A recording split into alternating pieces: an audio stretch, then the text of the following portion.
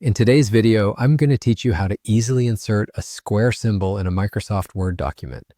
Whether you're working on a mathematical document, a piece of scientific writing, or just want to add that little bit of flair to your text, this simple method will come in handy. I'll guide you through the steps, and by the end, you'll be able to apply this technique with confidence.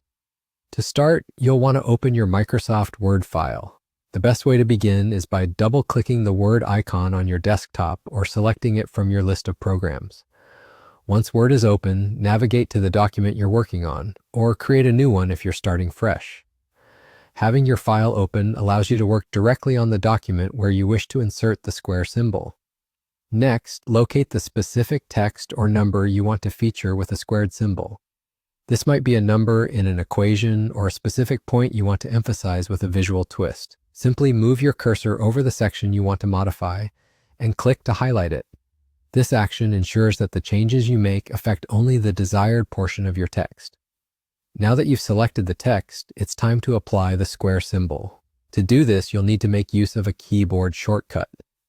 Press and hold the Control key along with Shift and the plus key simultaneously. This key combination will transform the notation into a superscript, giving it the appearance of a squared symbol next to your chosen letter or number. It's a quick and efficient way to add a more scientific or mathematical notation to your document without having to fuss over menus and toolbars. And just like that, you're done. You have now successfully inserted a square symbol into your document. This simple trick can add a professional touch to your documents, especially when dealing with mathematical or technical data. It's a straightforward yet powerful tool in your Word arsenal.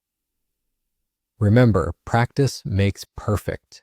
The more you try it, the more natural this process will become, so don't hesitate to experiment with other text and numbers to get the hang of it.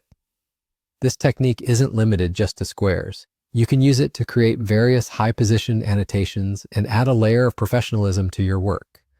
Thank you for joining me in this quick but effective tutorial, and I hope you found it useful. Keep watching for more helpful tips on making the most out of your Office applications.